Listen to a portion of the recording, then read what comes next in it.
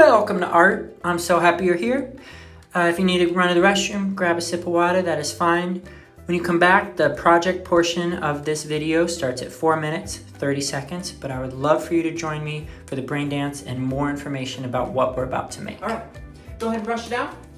Brush your arm out, nice. Brush it out, get the whole thing brushed. Perfect. Nice and brushed off. Other arm, brush it off. Beautiful. Whole thing fully brushed, great. Tap it out. Nice, give your arm a little tap. Feels like a massage. Nice. Pat yourself on the back, you're doing great. Nice. Other arm. Pat it out. Pat your arm out, great. Nice. Pat yourself on the back, good job. All right, now we're gonna do the run. So the run is squat in the center, your legs are spread out a little bit.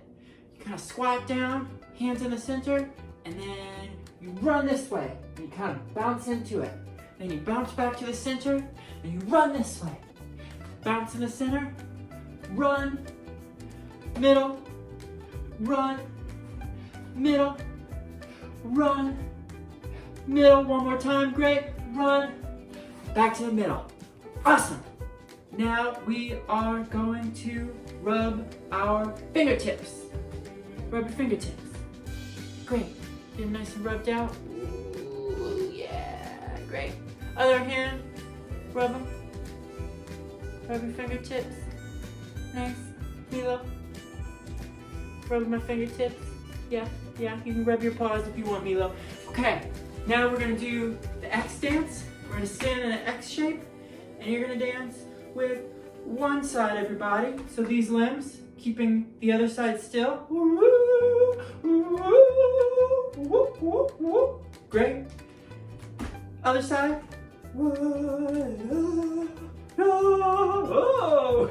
Trying to stay balanced. Keeping this side still, but moving this side. Great. Back to your X. Nice. Milo, what should we do next? What should our last move be? Let's end with a chop, a rainbow chop. So over our body. Huh. Good job. Now we're ready to make. Asynchronous class norms. We're present. We're focused on the lessons.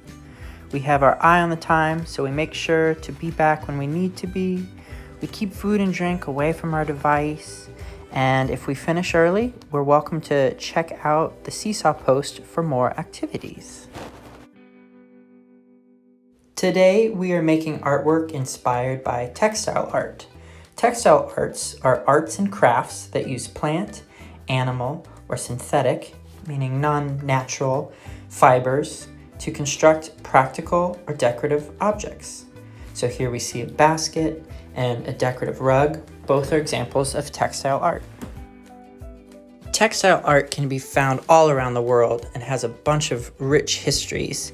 Here's some examples of textile art on looms or weavings from Oaxaca and Hidalgo, Mexico. Other countries with diverse relationships with textile art are India and Pakistan, but everywhere around the world has their own relationship to textiles.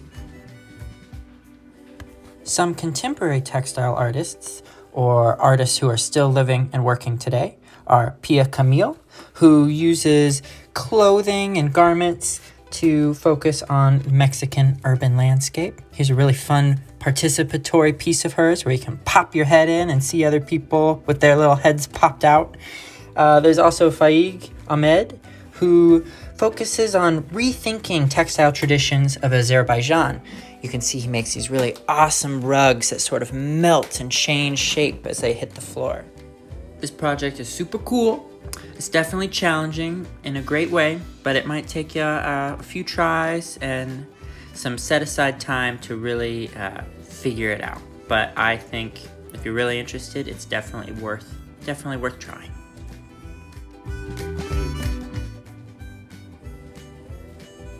For this project, you will need 3 hot dog style paper halves and scissors. Make your 3 hot dog paper halves. Fold each 3 of your pieces of paper in half long ways, and then you can cut down that center seam, and you can save half of those papers for another project, and then keep your 3 hot dog style paper halves of different colors for this project. You'll then cut down your paper into strips lengthwise. So you'll go down the long side of the paper and cut down as even as you can strips, or consistent as you can.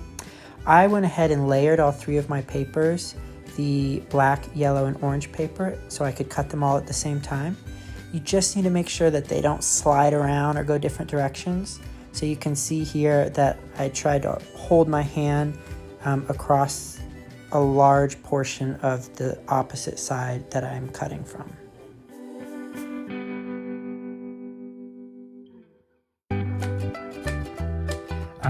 I'm gonna take 2 colors. I'm gonna take yellow and orange, and you're gonna make a right angle with those. So once you've chosen or got 2 pieces, you wanna make sure they're at a right angle, and then glue them down where they intersect with a little overhang. To use a right angle, or a folder works as a right angle, or a piece of paper, you can line it up and make sure that your paper strips are at a right angle. Okay, so I've started with orange here, and I'm going to go in a pattern of orange, black, yellow. And here, I'm gonna do the same pattern. So it's gonna be yellow, black, orange, yellow, black, orange, orange, black, yellow, orange, black, yellow. So they'll be in the same sequence. So orange, black, I'm gonna put another one right here. The only difference is, instead of going over like the orange does here, it's gonna go under. Great, that's all you have to do. Now I'm gonna start working down this way. So we said our pattern was orange, black, yellow. So since I have yellow here, it would be backwards going down, yellow, black. So this one, I would put in opposite of this yellow piece. So it would go over the orange instead of under it, and under the black instead of over it. Slide that in, pull it all the way through till it has the same amount of overhang as the yellow. Great. So now I'm gonna go back this direction. We decided orange, black, yellow is our pattern. I'm gonna do the opposite of this black one right here, the one before it. So I'm gonna go over the yellow, under the black. Pull that through. Great. Yellow, black, orange. Gonna go opposite of the black one here. So I'm gonna go under, over, under. Pull that through. So now you can start to see the beginnings of a weaving happen. Right here in this little square, you can see that the weaving is coming together. All right, so I'm gonna come back here. Orange, black, yellow, orange. So the more you get, you're gonna have to kind of adjust how you slide your pieces in. It gets kind of tricky to try and slide it in right here. What I found to be handy is starting from over here where the ends are a little more loose and you can touch them a little more without messing up your weaving. So yellow was over, under, over. So I'm gonna go under the yellow. So put it under, over the black, under the orange. Whoop. Mila wants to hang out.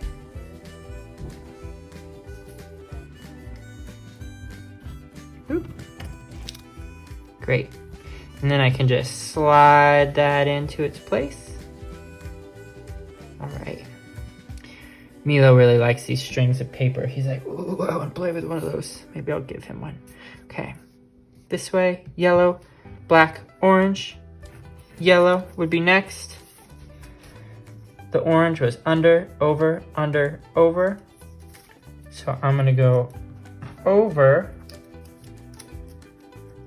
the orange, under the black, over the yellow, under the orange.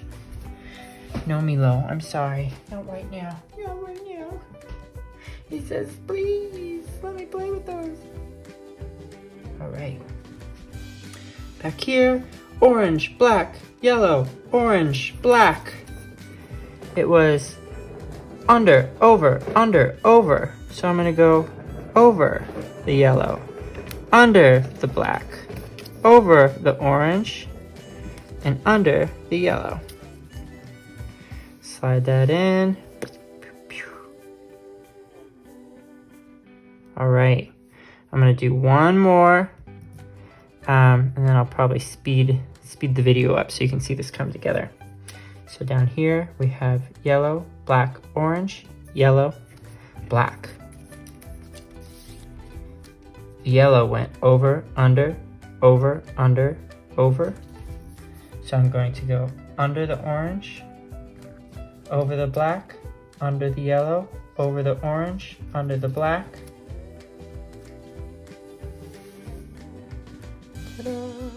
I'm gonna be honest, this is challenging. I was challenged. I kept making mistakes and having to redo things. So don't get frustrated if this is just too difficult, that's okay. But also understand that it's good to work through challenges.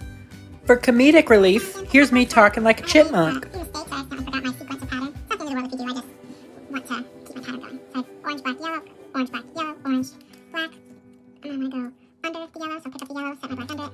Under the orange, so I'll pick my orange up, put my orange over it. Under this black, yeah, put it over it. Under this yellow, yeah, put it over it. Slide it in. So I haven't glued anything down since that one piece, since that one corner at the beginning. So they kind of help each other keep in place. Here, yellow, black, orange, yellow, black, orange, yellow, black, orange. So go under, over. You can begin to see a pattern taking shape. How the black, orange, and yellow kind of are in like sets of 3 with each other in the weaving. So I'm getting close to done, or out of strips. This is what it looks like if you use all the strips from your half sheets of hot dog style paper. And then I'll go ahead and use scissors to cut off the excess. It's very cool. It just has that one spot of glue, but you can see really awesome patterns on both sides. Stays together. Sometimes you gotta shove them back in a little bit, but yeah, pretty neat. So I tried this method with the handles that I tore off of grocery paper bags, and it works. It's pretty cool. So once you have this skill, you can pretty much use it with any long things, like long blades of grass or yarn, or yeah, paper strips. Newspaper strips also work. Pretty cool. You can make newspaper strips by folding over a piece of newspaper and then gluing the seam. You have nice thick strips. This project is very, very challenging, even for Mr. Barber, but it is also very rewarding. So even if it is a little too difficult right now, maybe it can be a goal that you try to achieve by the end of the year. So it's here for you when you are ready, and I can't wait to see what you create. Weaving always reminds me of my first year at Northgate and how much frustration but fun we had with it, and it just brings back warm feelings and reminds me how grateful I am to be with all of you.